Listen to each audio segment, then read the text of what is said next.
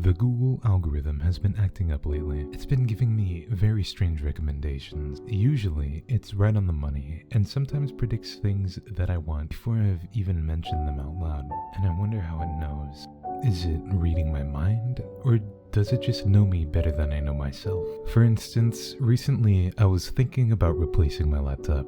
The old one was starting to malfunction and was slowing down to the point of being irritating. Surely enough, ads for laptops started appearing at the side of my browser window when I visit various websites. Even though I hadn't mentioned the problem to anyone and hadn't even said out loud that the old laptop was bothering me. Again and again, ads began to show up that catered to my very exact needs, getting more and more creepily specific. A hole ripped suddenly in my underwear, and an ad for underwear popped up on my Google phone. I broke a coffee mug, and the ads for coffee mugs started to show up. I didn't even have to think about stuff after a while. It popped up on my feed before I even knew I wanted it. I tried to not give in to those temptations, but I couldn't help myself. The ads were too perfect. It was everything I ever needed. At the click of a button. It didn't help that I had a shopping addiction once upon a time. This brought it all back. The bills began to pile up as my online shopping became a real problem for my wife and I financially. I started seeing looks of disgust and annoyance on her face when she talked to me, and I realized I was ruining our marriage with my constant need for these perfect new things which were completely meant specifically for me. But to be honest, it wasn't just that.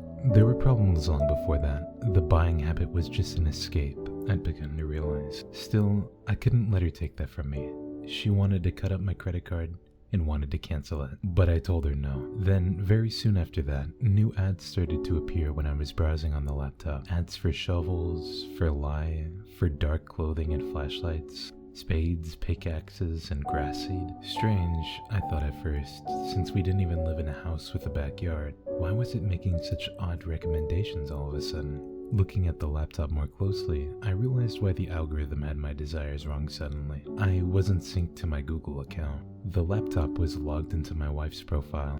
But why would she want to buy those? Gardening tools don't make a lot of sense when you don't have a garden or even a yard. I opened up the history tab, going back and seeing what she was looking at. Strangely, the last 24 hours were wiped blank. She was still out at the grocery store, so I pulled up the bank statements on her credit card account, overwhelmed with a desire to find out the truth. Like an itch in my mind that I couldn't help but scratch. When I logged into my Google account and tried to follow the money, as they always say in movies, I couldn't help but notice the new ads dominating the borders of my computer screen. Learn self-defense now, Meadow Valley Karate School, currently accepting new student. Put on these brand new Nike running shoes and get outside, go. And then finally, Bob's Gun Store. You can't put a price on safety.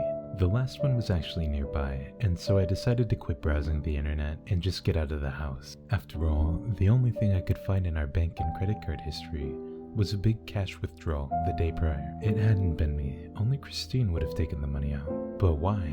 Part of me wasn't surprised when I saw her car parked outside of the gun store. She was so transfixed by her new purchase that she hadn't even noticed I drove past, gawking at her. She was holding a large pistol in her hand and stroking it thoughtfully. Christine had always said she hated guns. I guessed maybe that she had changed her mind.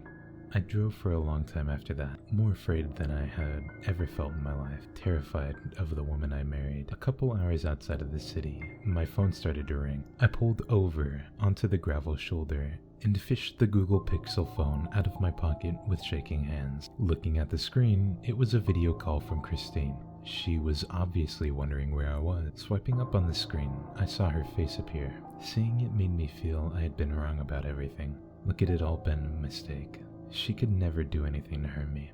"Hey, where are you? Are you driving?" I asked her, seeing the background of her video call. She looked to be on a country road somewhere. "Yeah, of course. I was worried sick about you. I pulled up your GPS data on your phone because you didn't come home for dinner. Where are you going?" Of course, I'd forgotten about that. She knew my passwords and could track my phone. "Tell him to stay where he is," a man's voice said in the background. "Stay where you are. I'm coming to get you, okay?" She was coming to get me, alright. Christine, whose voice was that? The call suddenly cut out as her stunned face seemed unable to come up with a response to my question. I'm browsing my phone now, looking for a motel where I can spend the night. The promoted ones that kept popping up are for places in Mexico. I think maybe I should listen to Google this time.